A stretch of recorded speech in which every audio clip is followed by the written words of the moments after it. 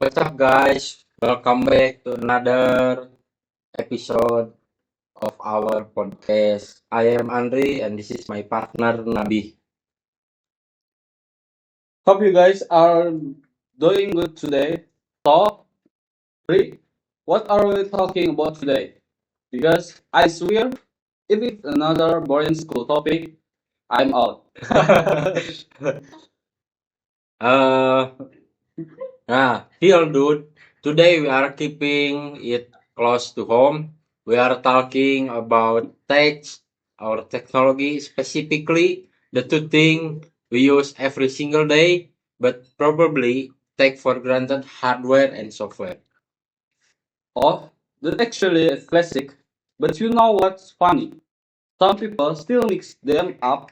Like, they know what a computer is, but if you ask them to explain hardware versus software, they just freeze. So B, to make it simple for everyone listening, how would you explain it without sounding like a boring textbook? Okay? Think of it like a human being, right? Hardware is the physical stuff, the body, the bones, the muscles, and the brain.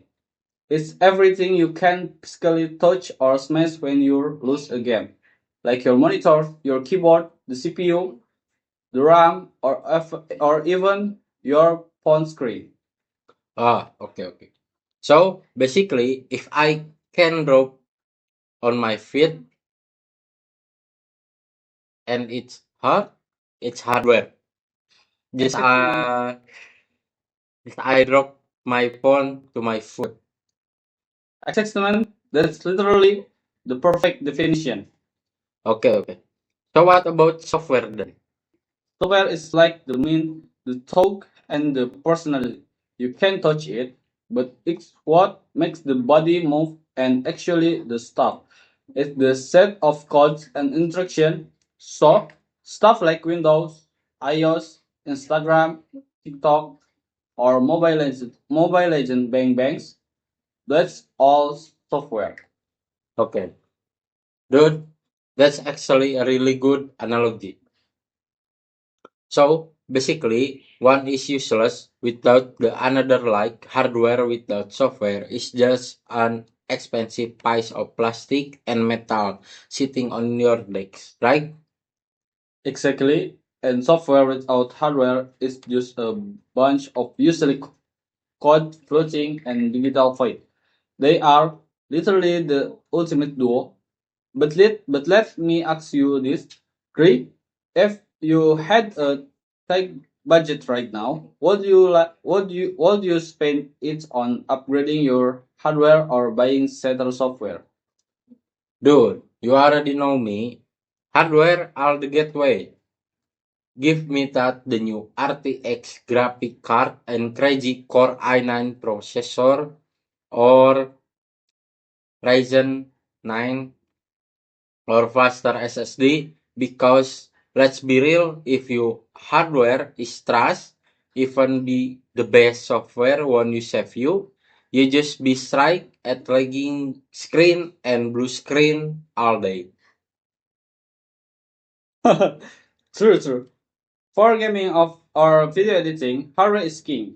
If your GPU is old, trying to open a heavy game is like asking a bicycle to run at the speed of a Ferrari. It's just going to overheat and blow up. But don't sleep on software. Bro, hardware is nothing without good optimizing. Yeah. What do you mean by optimization? Hardware is hardware, right? Nah, look at companies like Apple or console game like PlayStation. Sometimes the physical patch on paper looks smaller or lower than a high-end gaming PC. But because their software and operating system are so perfectly coded for the specific hardware, everything runs better smooth. No lag, no glitch. Meanwhile, you can have a super expensive PC, but if the game software is badly optimized, it still stutters. Oh, yeah. Dude, Don't you remind me? I bought this one game last month, and my PC spec are already above to the recommendation, but it's still lagging as hell because the developer rushed the software update. That was so frustrating. See, that's actually my point. Bad software can ruin amazing hardware. It's good both ways. That's why developers are always pushing out patches and updates. They are trying to fix the software so it can handle the hardware better. Oh, I never thought about it that way. That's a fair point. I guess it's like a sport car. The hardware is the engine, but the software is the fuel injection and the tuning. If the tuning is bad, the engine won't perform. Oh, exactly. So I guess the dream is to have both working perfectly together. Compatibility is key. You can just throw money at one side and completely ignore the other. Ah, I never thought about it that way. That's a fair point. So I guess the dream is to have both working perfectly together. Compatibility is a key. Us to our next topic, something that's been blowing up my feed lately. Artificial intelligence, or AI. Oh, dude, AI is absolutely wild right now. It feels like every single week there's a new AI tool coming out. First, it was just ChatGPT or Gemini AI helping people cheat on their essay. Ah, man, helping with research, and now we have AI making full music track, voice clone, and realistic video from just simple text prompt. It's kinda crazy how fast it's grew. Bro, it's insane. But honestly, let's keep it real for a second. Does it low key scare you? Like, do you ever look at how fast it's evolving and think, yeah, we are definitely getting replaced by robots in a few years? Because sometimes I feel like humans are become obsolete. Well, yes and no. Like I'm not losing sleep over a Terminator style robot take over just yet. I think routine, boring tasks will definitely be automatic, like data entry or basic coding. But for creativity, I don't know, man. I feel like AI just copy and mix better from things human already made. It does actually feel anything. There's no soul, no real heartbreak or genuine job behind an AI generate song or painting. True, it doesn't actually think or have emotions. It's just processing crazy amounts of data super fast. But my concern is about robots taking over the world. Three, it's about how humans use it, and honestly, how lazy we are becoming. Think about it, students don't even try to think anymore. They just copy paste the prompt, get the answer, and turn it in. Aren't we losing our critical thinking skills? Dude, you are spitting fact, and right there, it's a double-edged sword. On one hand, it saves so much time.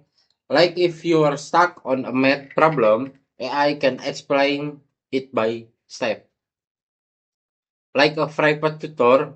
But on the other hand, if you just use it to do 100% of the work without learning anything, you are basically paying tuition to make an AI smarter while you get well. Dambar. Exactly.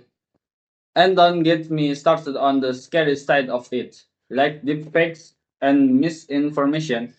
Last week, I saw a video of famous celebrity talking about some crazy conspiracy theory, and it looks so real. It turned out to be completely fake, generated by AI. Cybersecurity and digital trust are going to be massive issues because of this. It's getting so hard to know what's real on the internet now. Anyone can fake a video or a voice note. Man, that deepfake stuff is terrifying. For real, image someone swapping your voice to call your parents and ask for money. That's why we definitely need strict law and better security software to detect AI generate content before things get totally out of hand. Definitely. But hey, to be fair, it's not all bad news and scary scenarios. On the bright side, look at medicine and science. They are using AI to analyze complex X-ray and detect diseases like cancer way faster and more accurately than human AI can. It's literally saving lives and speeding up scientific discoveries that's used to take decisions. Oh, wow. Okay. That's actually amazing. Really, really amazing. I guess it goes back to what we said early about hardware and software at the end of the day. AI just a tools, a super powerful, mind-blowing tools. It's not evil or good. It just depends on who hand it in at how we choose to regulate. Exactly, bro. We can run away from the future or ban it. Technology and move forward. We just have to learn how to adapt. Use the wisely to boost and productivity instead of letting it completely replace our own brains. Oh, well, said B. Alright, guys. That's pretty much